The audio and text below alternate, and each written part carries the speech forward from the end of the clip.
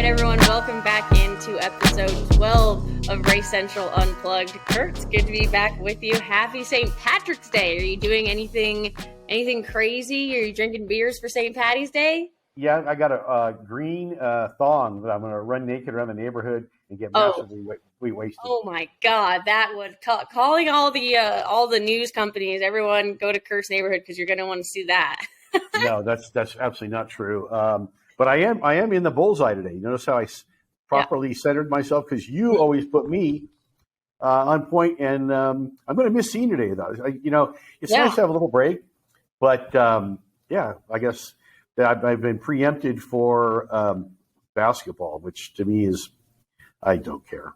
Now, it's gonna be, March Madness is cool, but I start to watch it. The Elite Eight or whatever. Yeah. But I mean, downtown Denver's packed. I ran into a guy the other night. They flew here from California, actually near my hometown, and they're going to be here for basketball this weekend. Then they're going to ski all next week. Not a bad place. Not a bad place to be here, Sydney kid. Yeah, not at all. Did you? But I have to tell you, I'm sorry to cut you off, but I'm good at that.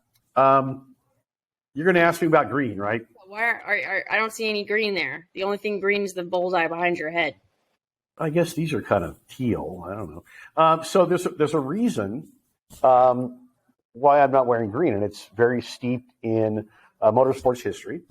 And I purposely did that today so we could have a topic. Is this too shiny? Should I get rid of that thing? What the hell is that all about? This isn't a beer, by the way. This is tea. Just anyways. Yeah.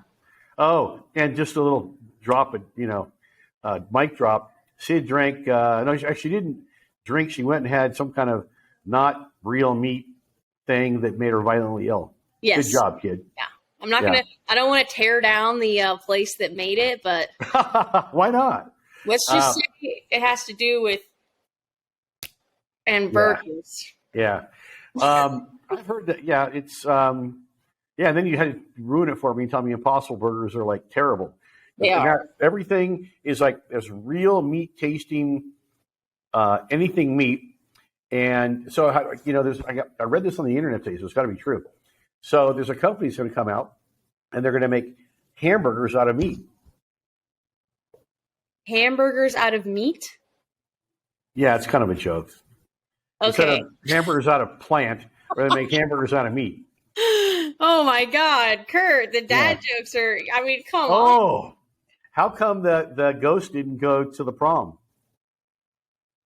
Why? Had no body to go with. You look thrilled. Okay, right. so yeah. Oh, so this is a reenactment of yesterday.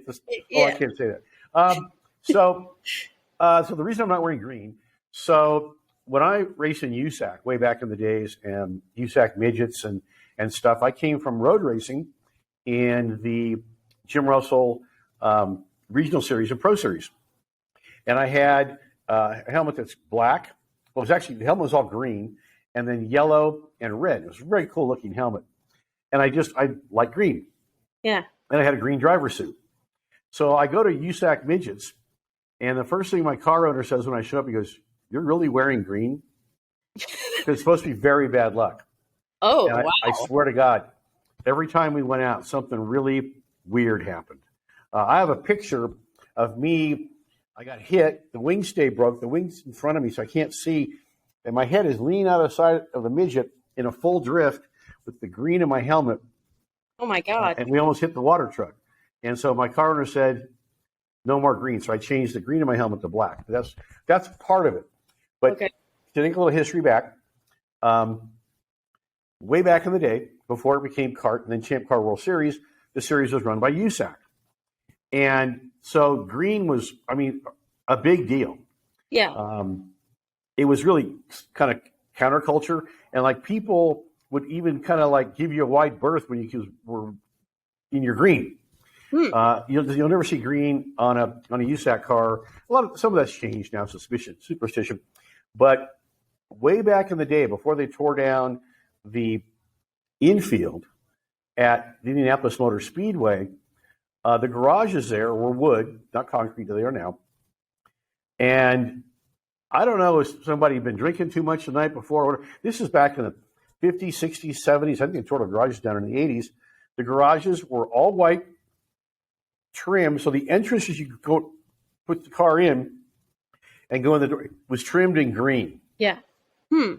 So why at the Indianapolis Motor Speedway were the original garages white and green? Think about that.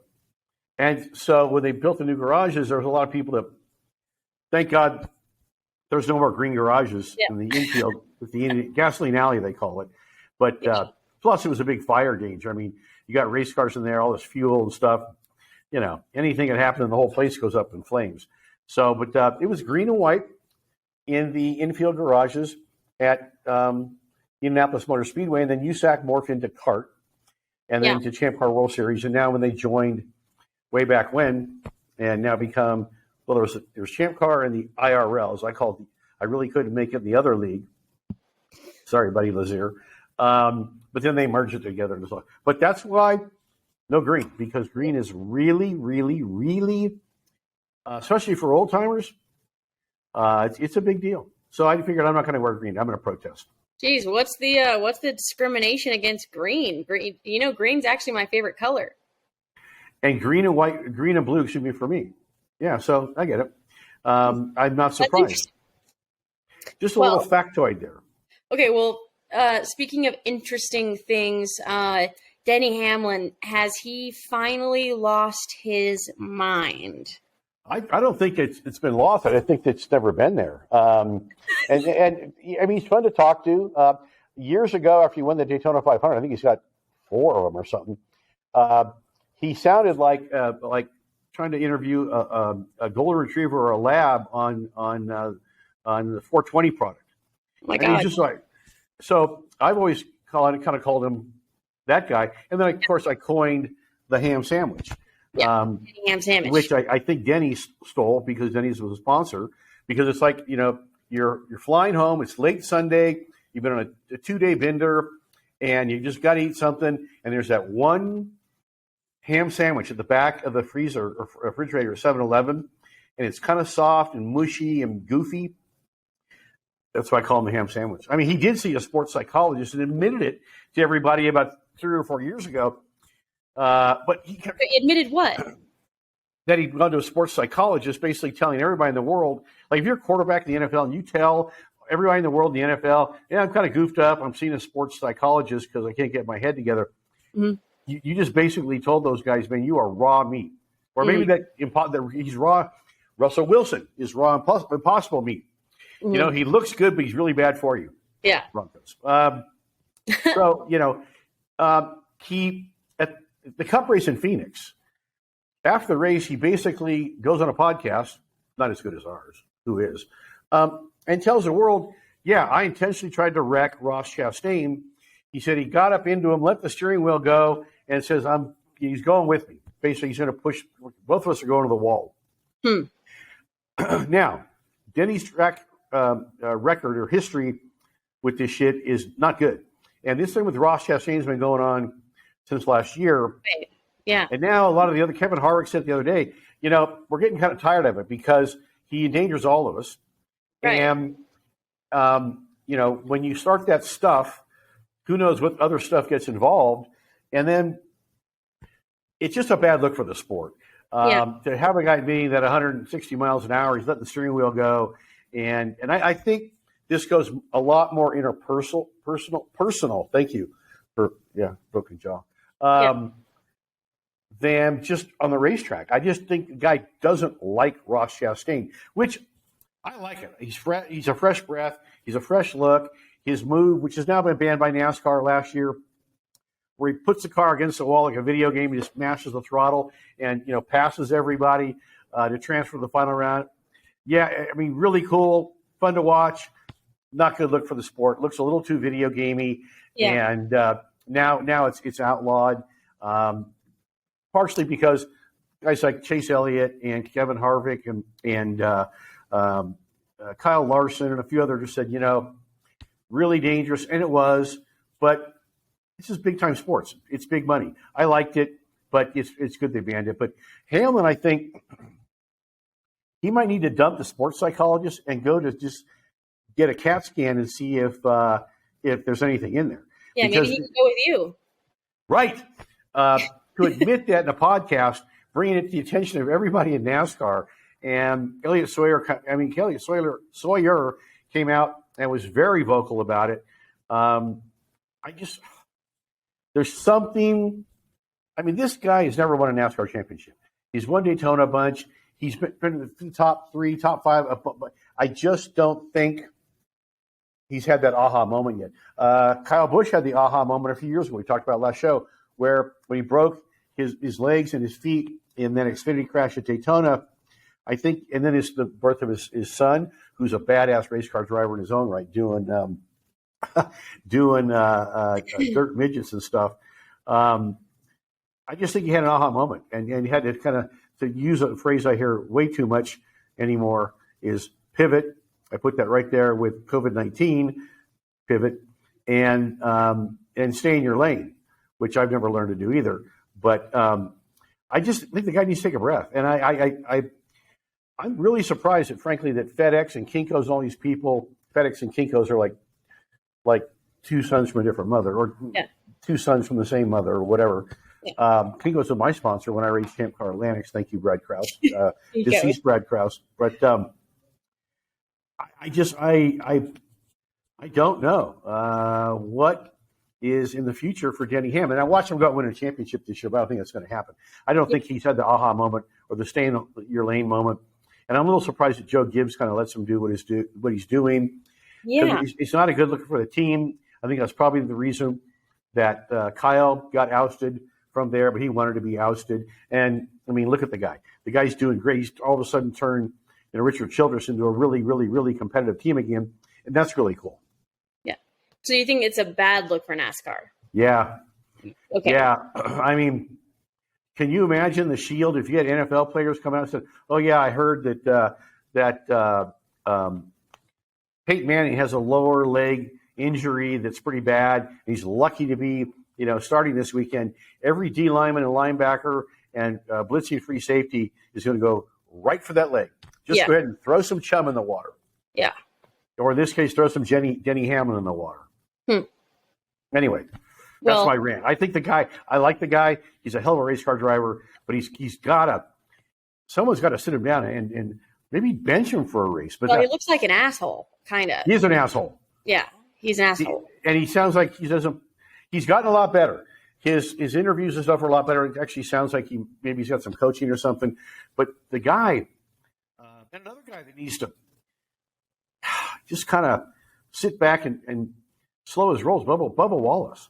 Oh, I mean, dude, Bubba Wallace. His career's been getting better. But he basically feels up Danica Patrick after an interview on Fox Sports last week at Phoenix.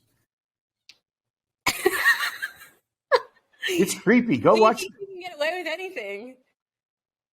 Well, I mean, Chris Myers, who's phenomenal, really jumped on. I'm taking way too long on this, but really jumped on NASCAR fans about complaining about commercial content in the NASCAR broadcast. Which, okay, but it's Fox.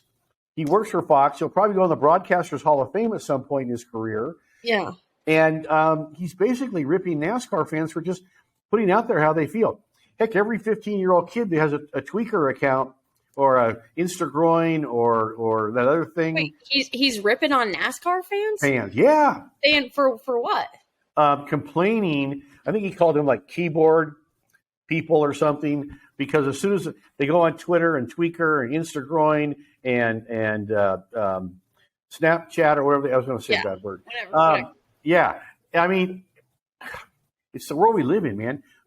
As my wife would say to me, because I don't have a filter, read the room, Kurt.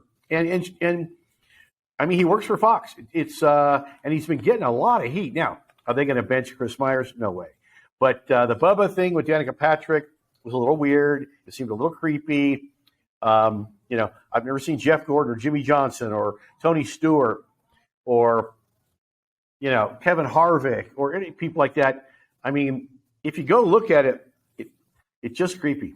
But I think Bubba, but I think the entitlement thing, I don't know, man. I mean, if you were doing an interview with some super big time professional athlete, he'd pat you on the back and then pat your bottom. I mean, is that okay? Really? I mean, who's that? There was a Denver big-time radio personality that felt up Swiftie. Was it Taylor Swift a few years ago? Yeah. Oh. And that guy got his ass lit up, and I don't know where he is now. He's probably in some detention program somewhere. No, it's someone that we know. Oh, I know. Anyway, it's just I know. And Bubba, you're doing a better job in the car. You're becoming relevant. And Denny's your team owner. So now you got Goofball 1 with Feeler Up 2. Man, I wonder what they're doing today in St. Patrick's Day. I wonder how they're dressed. Yeah, well, it's just, I don't know if it's entitlement, but it's keeping you up. Oh, we got to go, huh? He's doing a better job, but he's not Jeff Gordon. He's not Harvick. He's not Tony Stewart. He's not that guy. Like I just said, though, you never see that guy doing that.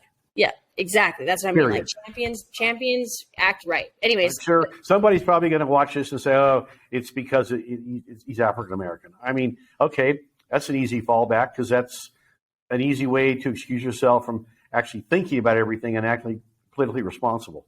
I'll probably get more comments for that comment, but just people. Yeah, the world's. I mean, when I moved to Colorado, I said I'm going to Birkenstock and Granola Nutville.